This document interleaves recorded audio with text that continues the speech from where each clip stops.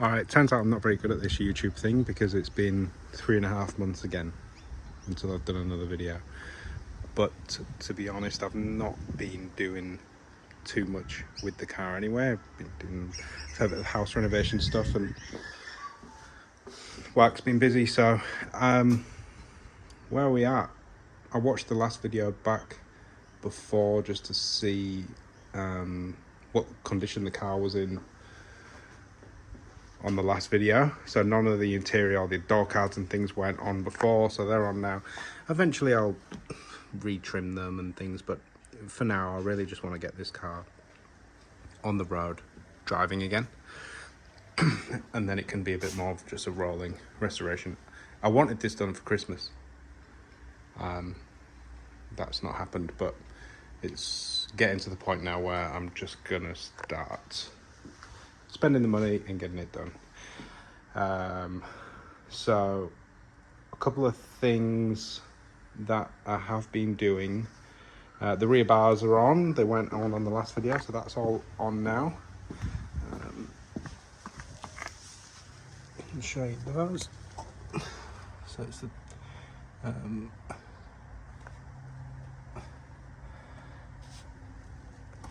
these were actually pretty easy to fit. Apparently these bolts here were a bit of a pain, and I was told that these were a bit of a pain, but again, I think I'm just lucky that this car's from the UK.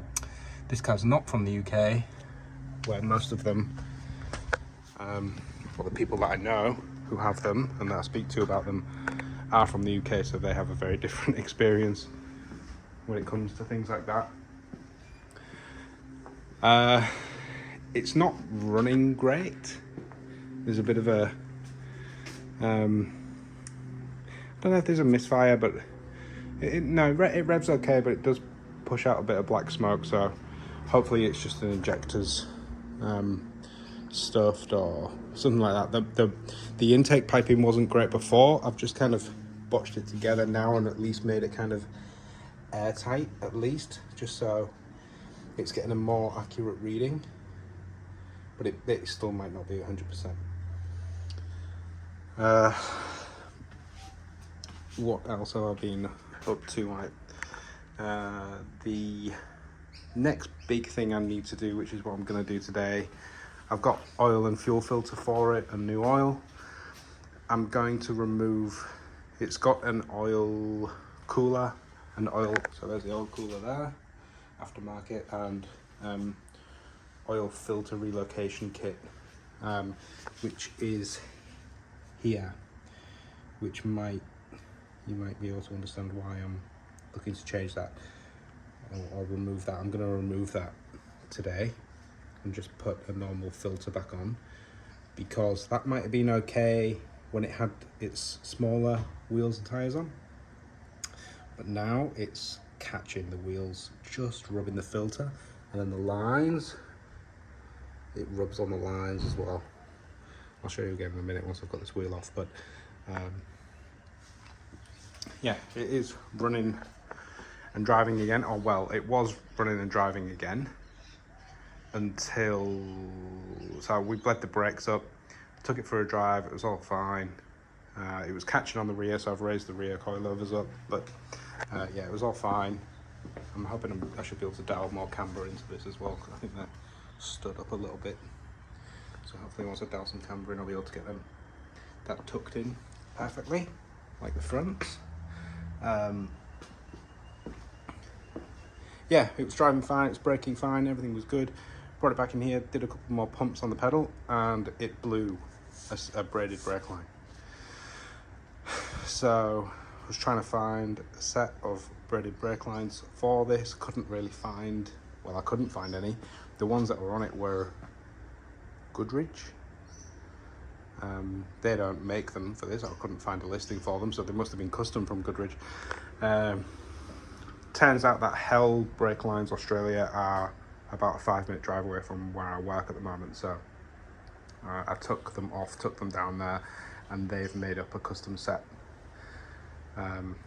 So should be able to get them back on in a couple of weeks. But for now, I really just want to do this this oil filter relocation, because I'm a little bit stressed out about it.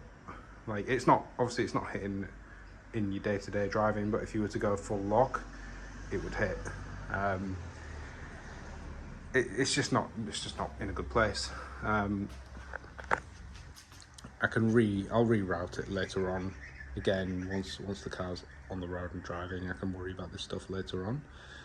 But for now, I just want to get it running, reliable, and then we can go from there. I've got a few bits that I'm just waiting on with, is it Amayama, the Japanese company, that'll find parts, things like the wiper shroud. So that's the original one. It's got all overspray on it. Yeah, I can try and spend a couple of hours trying to get it all off and probably scratch it all up in the process, or I can just try and find a new one.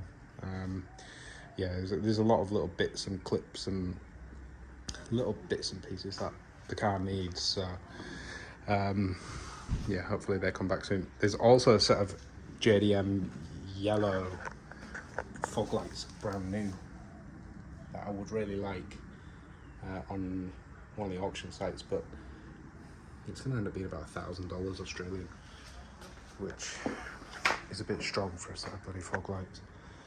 So yeah, so I'm going to get this wheel off and I'll show you what I'm talking about the oil filter and why we need to get rid of it. Okay, so this is why we're removing this. You can just see where it's been catching slightly on the filter. It's also caught up here a little bit.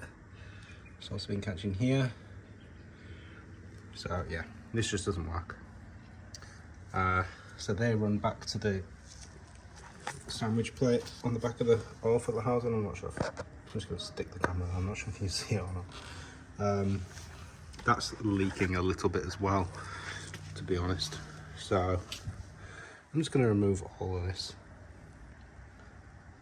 and put a normal filter onto the back of the engine for now, and I can worry about an oil cooler situation later if it needs it. Alright, so a couple of little developments on the car. It is now registered. I've got these Queensland personalised plates for it, 10 VVL.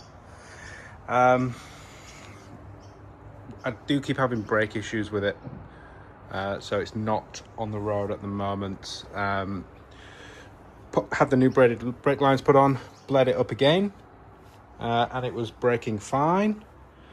Took it on for its first drive the other day, and it lost all its brake fluid again, lost its brake lines, lost its brakes completely. So I thought it was master cylinder, so I ordered a new master cylinder for it. Same master cylinder as Pulsar N14 GTIR. So I got that fitted on. But the more I think about it, the more I think that it's actually the booster. Because when you put your foot on the brake, that's when it starts to run a little bit rough.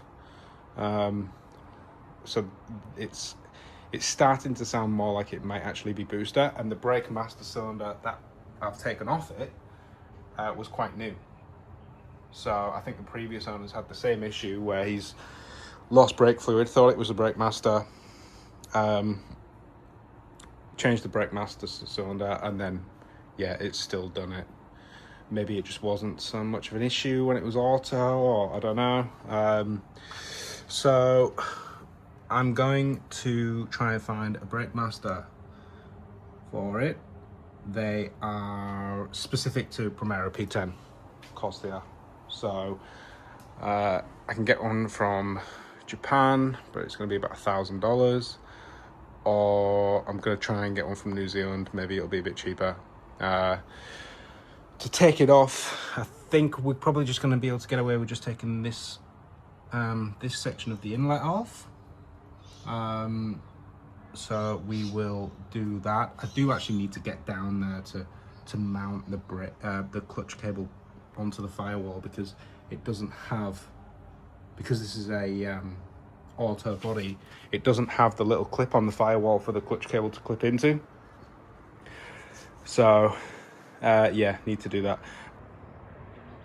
So the first drive of this car didn't go great. Obviously, lost brakes. It doesn't drive, like, it's not handling fantastic. I'm pretty sure that's just down to an alignment. Obviously I haven't had a chance to do any kind of alignment on it since I've had the suspension done and the rear bars on and everything. So that's an alignment. I'm pretty sure he's going to change that. There is a couple of blows in the exhaust by the sounds of it. The speedo's not working, the revometer's not working. So yeah, it still needs some attention. Also, the flywheel I've put a very light flywheel on it, and it basically changes the bite point of the clutch. I've done some research on it, and you basically need to modify. Oh, it's under the battery tray, so you can't really see it, but you got to modify the clutch anchor point, which is this rod here. You got to change that to basically be a further away point, so it changes where the clutch engages with the flywheel. So that's obviously an issue as well. You can still drive it for now, but yeah, you got to change. I've got to change it. So yeah, I can't really do anything right now until I get a new brake booster. So that is the plan.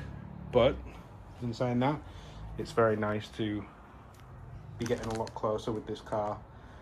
There's a couple of events I really want to try and get to, which are like going to be end of July. So yeah, time to pull my finger out and get it sorted. All right, that's the latest update on the Primera.